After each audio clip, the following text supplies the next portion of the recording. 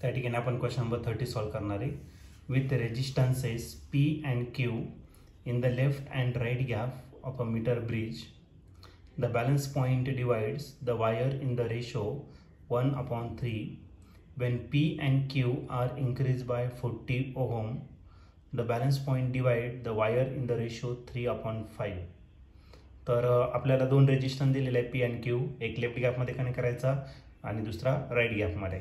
तर त्याचा जो बॅलन्स पॉईंटचा रेशो आहे तो भेटेल 1/3. आता P आणि Q दोन्ही इन्क्रीज करायचं 40 ओहमने आणि जो बॅलन्स पॉईंट आहे त्याचा रेशो बॅलन्स पॉईंट म्हणजे लेंथचा रेशो दिलेला आहे 3/5. The values of P and Q will be respectively. तर आपल्याला P ची व्हॅल्यू आणि Q ची व्हॅल्यू या ठिकाणी फाइंड करायचं. पहिले P ची नंतर Q ची. त्याचे 4 ऑप्शन दिलेले आहे. त्यापैकी पहिलं ऑप्शन आहे A, ते आहे 30 ओहम, 10 ओहम. बी ऑप्शन आहे 10 ओहम, 30 ओहम.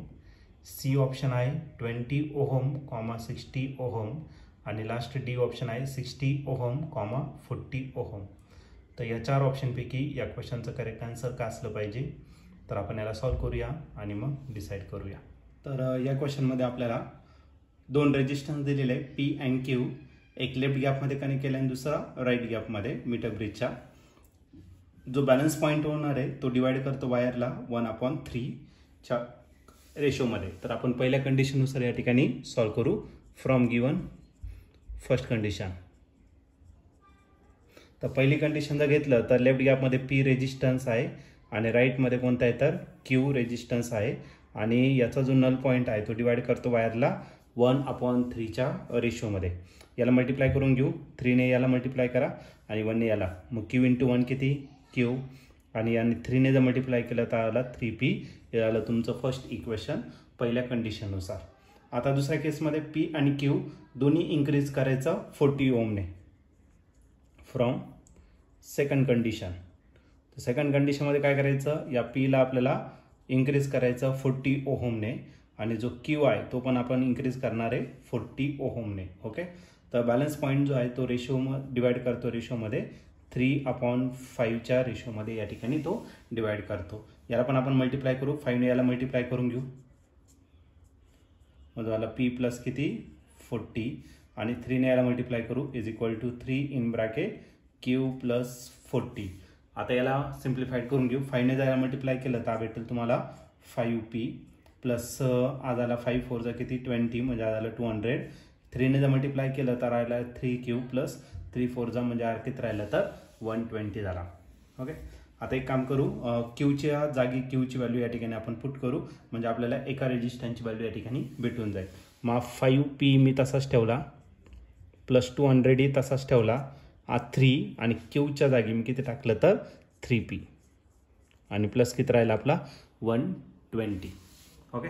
तर याला आपण काय केलं फक्त सिम्प्लिफाईड केलेलं आहे. तर या ठिकाणी आपल्याला हे इक्वेशन भेटलं आहे. आता पुढे 3 3 किती होणार आहे 9. मग करायला तर तुमचा 5P प्लस 200 = 3 3 किती 9P प्लस करायला आपला 120. प्लस 120 इकडे काय करा मायनस. मग काय भेटेल आपल्याला 200 - 120 = 9P. प्लस 5P इकडे जाऊन का ना तर मायनस होणार -5P. 200 मधून 120 जर मायनस केला तर किती भेटेल तर आपल्याला 80 भेटेल. ओके. आणि यांचे जर सबट्रॅक्शन केलं तर भेटेल आपल्याला 4P. 4 इकडे मल्टिप्लाय इकडे काय करा डिवाइड. मग P ची व्हॅल्यू आपल्याला भेटेल 80 / 4 आणि 80 / 4 म्हणजे किती 20 ओहम. मग रेजिस्टन्स जो आहे P तो किती भेटणार तर आपल्याला 20 ओहम. ही व्हॅल्यू आपण पुट करू इक्वेशन 1 मध्ये म्हणजे आपल्याला काय भेटेल Q. Put P =